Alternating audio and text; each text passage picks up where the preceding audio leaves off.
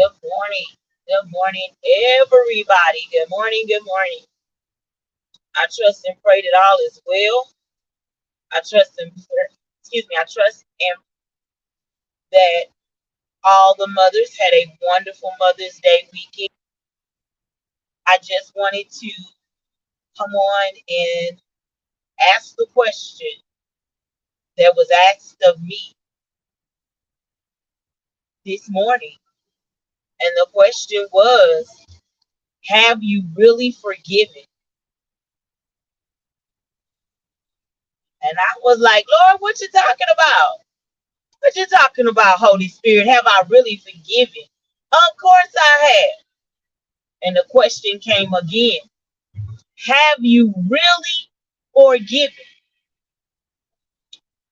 And I once again say, oh, yes, I have. Yes, I have. And the Spirit said for a third time, have you really forgiven? So then I had to really begin to think about, okay, well, what are you saying, Holy Spirit? What are you talking about? Have I really forgiven? Have you really forgiven the two situations that I've just brought to your mind? Or are you still holding on to what was done and what was said to you? Are you still feeling some kind of way when names of people are mentioned? When people come into your atmosphere, are you feeling some kind of way still? Because if you truly forgiven in both of the situations, then when their names are mentioned or they come into your atmosphere, they don't change you. You don't start feeling some kind of way. You don't start having some kind of attitude. Because when you've really forgiven, then it doesn't bother you if they come into your atmosphere. It doesn't bother you if their names are mentioned. Why? Because you've truly forgiven them and you're truly over the situation of what happened. The only time that it bothers you is when you truly haven't forgiven, when you're truly not over the situation, when you're still thinking about it, when names can be mentioned and your whole demeanor changes.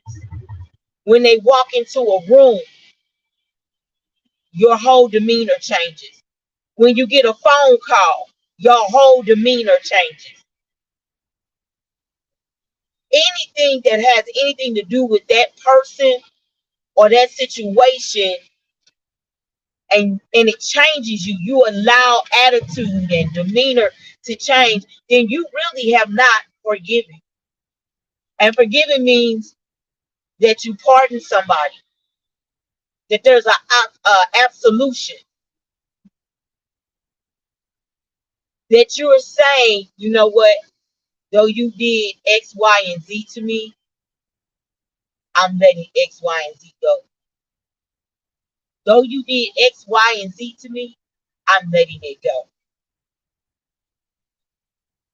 I'm no longer going to hold on to that. I'm no longer going to carry that. And not only must you forgive, you have to forget that thing. You don't forget the lessons that you learned from the situation, but you have to forget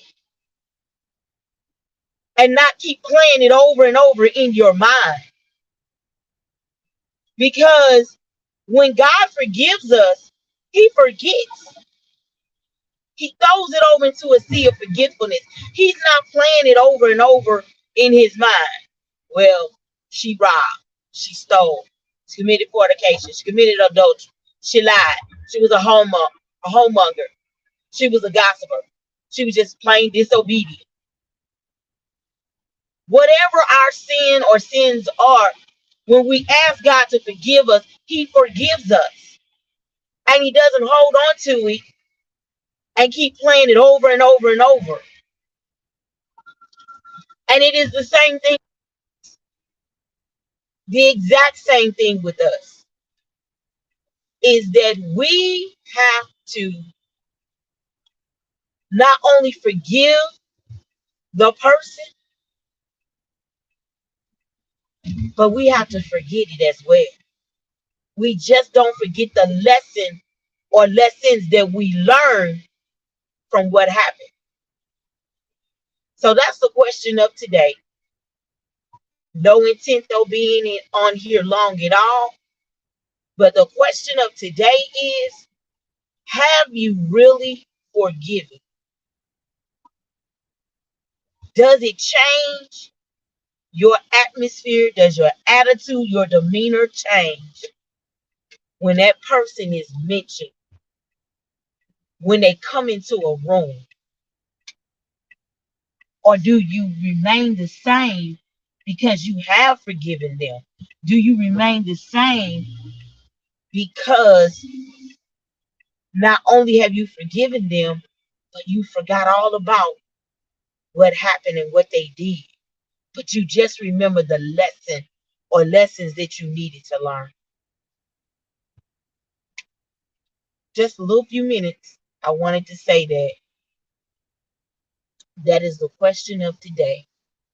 Have you really forgiven? All right, you all have a blessed, wonderful, awesome, and marvelous day.